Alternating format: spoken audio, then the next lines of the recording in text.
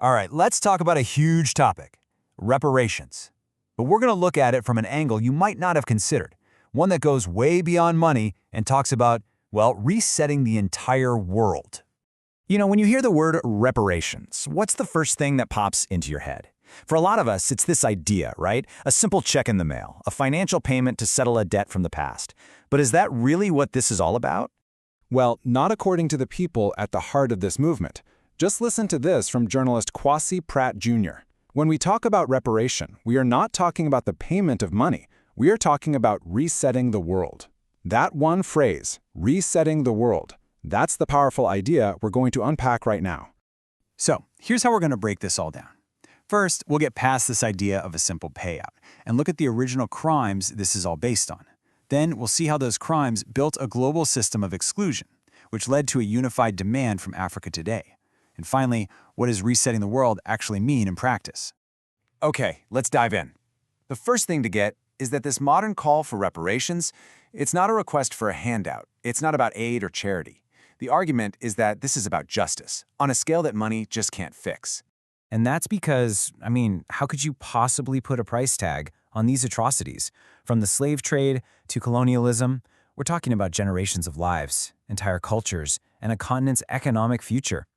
The damage is considered, fundamentally incalculable.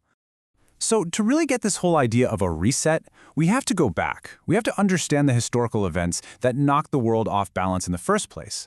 Let's look at the original crimes that sit at the foundation of this whole demand. It all starts with the transatlantic slave trade. And the numbers, even the most conservative estimates, are just staggering. 12.6 million African people were captured and forced onto ships.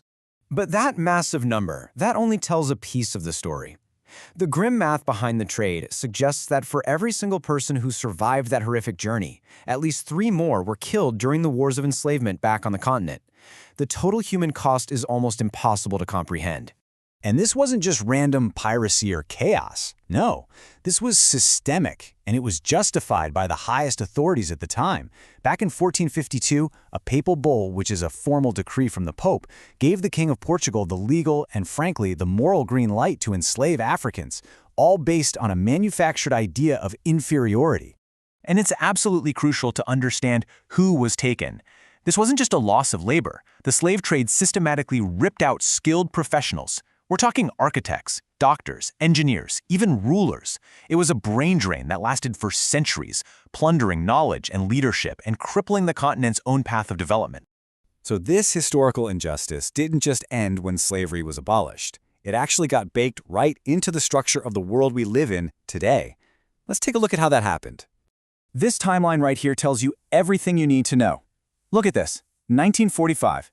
That's when the big global institutions we all know, the UN, the IMF, the World Bank, are created. But at that exact moment, where's Africa? Most of the continent is still under colonial rule, no sovereignty. So by the time African nations finally gained their independence, the rules of the entire global game had already been written, without them. And the direct result of that today, well, it's pretty stark. You've got 1.4 billion people, an entire continent with no permanent seat and no veto power on the UN Security Council. That's the most powerful body in global politics. The exclusion that was built in from the start is still there. But this isn't just a history lesson. This has grown into a powerful, coordinated, and very modern political movement that's happening as we speak. Let's look at Africa's unified demand today. Yeah, this is not a fringe idea. We're talking about all 55 member states of the African Union. They are completely united in this push for recognition, for reparations, and for systemic justice. And their immediate central demand is pretty historic. They want a resolution at the UN General Assembly to formally recognize the transatlantic slave trade as, quote, the worst crime against humanity. This is a move to completely reframe this history within international law. Which brings us right back to our big question. What does this reset actually look like? When people say reset the world, what do they really mean? It means concrete, structural change. On the political side, it's about restructuring those institutions that were founded without African input, like the UN Security Council. Economically, it means regaining control over natural resources and reclaiming the wealth built from those resources and from centuries of unpaid labor. And on a human level, it's about restoring dignity and hope and achieving real economic independence by uniting the continent and the diaspora. So, to wrap this up, let's be super clear on the framing. From this point of view, the movement isn't asking for a favor. It's not asking for aid or charity. It is a demand to reclaim what is argued was stolen and is rightfully owed, from wealth and resources to a seat at the global table. And that leaves all of us with a final, massive question to think about. Beyond all the politics and economics, what does a truly reset world? One that's founded on genuine justice and equity for everyone? What does that actually look like?